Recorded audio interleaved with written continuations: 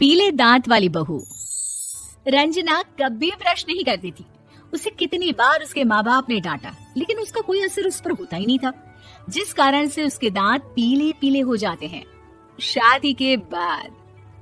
अरे बहू, वैसे तो तुझ में कोई कमी नहीं है, पर तेरे दांत इतने पीले कैसे हैं बेटा? कैसे है मतलब? कोई सर्जरी थोड़ी ना कराई है। वो तो क्या नाम, मैं ब्रश नहीं करती थी तो पीले हो गए। अब क्या करूं? आप कहें तो लाल करवा लूं या फिर काले? यार ये क्या है, क्यों माँ से लड़ रही हो? लड़ रही हूँ? अरे मैं लड़ रही हूँ या ये बोल रही है कि दांत पीले हैं, पीले। अरे तपस्या थोड़ी ना की है इन्हें पीले करने के लिए। बकायदा ब्रश नहीं किया है 20 साल तक, तब जाकर। छी, कैसी बात कर रही हो? ये उस वक्त तो पीले नहीं थे जब हम लोग तुम्हें देखने आए थे। अरे तब साफ करवा लिया होगा डेंटिस्ट के पास जाकर। अब देखो कैसे पीले पीले लग रहे हैं। रंजना सास की तरफ गुस्से से देखती है। फिर शुरू हो गई पीले पीले पीले। अरे पीले तो तब भी थे जब मेरे हाथ का रसगुल्ला उड़ा उड़ा कर खा रही थी और बोल रही थी, लड़की नहीं गुणों का खजाना दे रहे हैं भाई साहब आप। खैर, अब वो लोग करते भी तो क्या करते, पीले दांत वाली बहू पल्ले पड़ी थी तो झेलना तो था ही। एक दिन कीर्तन में रंजना गाना गा रही थी।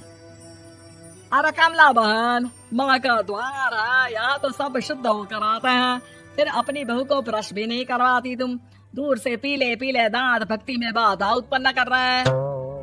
अरे कोई 2 साल की बच्ची थोड़ी ना लेकर आई हूँ मैं बहू बनाकर। अच्छी खासी लड़की है, अरे कैसे करवाऊं ब्रश? ये तो उसे खुद करना चाहिए ना। अब माँ बाप तो इसके जैसे तैसे निपटा दिए, ये नहीं सोचा कि सास कैसे संभालेगी। सास बहू को लेकर घर आ जाती है, लेकिन सोच लेती है कि अब इसे लेकर कहीं नहीं जाएगी। अगले रोज बहू कहती है, अरे क्या हो गया, मंदिर नहीं जाना क्या? कीर्तन का वक्त हो रहा है। मेरी मधुर वाणी से कान्हा जी जागते हैं और सोते हैं। आप तो जानती है ना उनकी भक्ति में कितना मन लगता है मेरा। वो क्या है ना, तबीयत ठीक नहीं लग रही है मेरी, आराम करूंगी मैं। तबीयत ठीक नहीं लग रही? अभी तो मिथुन के गाने पर नाच रही थी आप, और अब बोल रही है कि तबीयत ठीक नहीं लग रही। अरे भक्ति में मन लगा लो सासू माँ, ऊपर जाना है, क्या मुंह दिखाओगी आप? हाँ? सास को बहू की बात पर गुस्सा आ जाता है। मैं क्या मुंह दिखाऊंगी, इसकी चिंता तो ना कर, समझी? अपने मुंह की चिंता कर, जो ये पीले पीले दांत लेकर हर जगह पहुंच जाती है। पता है लोग कितना मजाक बनाते हैं।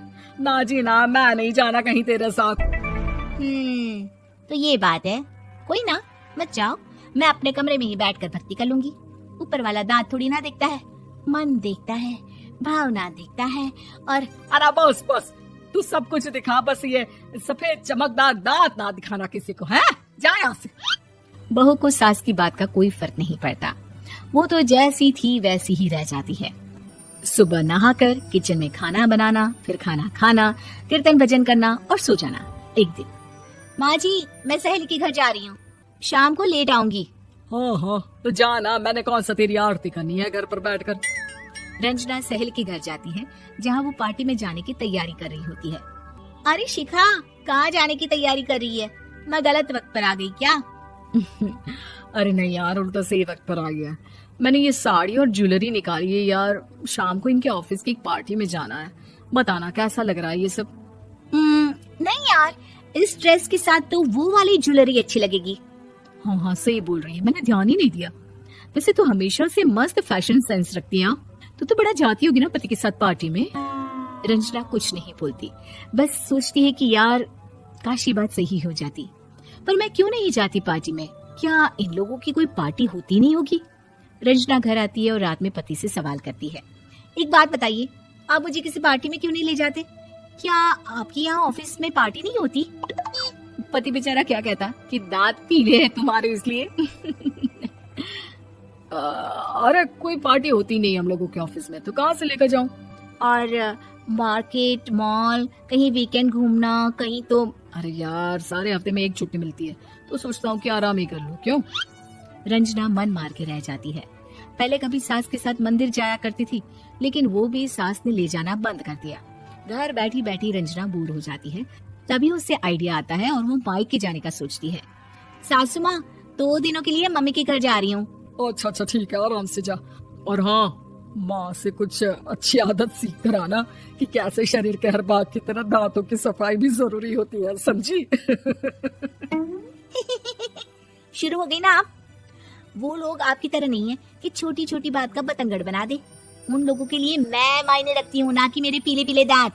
रंजना माँ को बिना बताए उन लोगों को सरप्राइज देती है, लेकिन जैसे ही वो दरवाजे पर पहुंचती है, अंदर देखती है कि घर वाले कहीं जा रहे होते हैं। अब माँ, काश रंजना दीदी के दांतों वाली प्रॉब्लम नहीं होती तो वो भी हम लोगों के साथ चलती ना बुआ जी की बेटी की शादी में।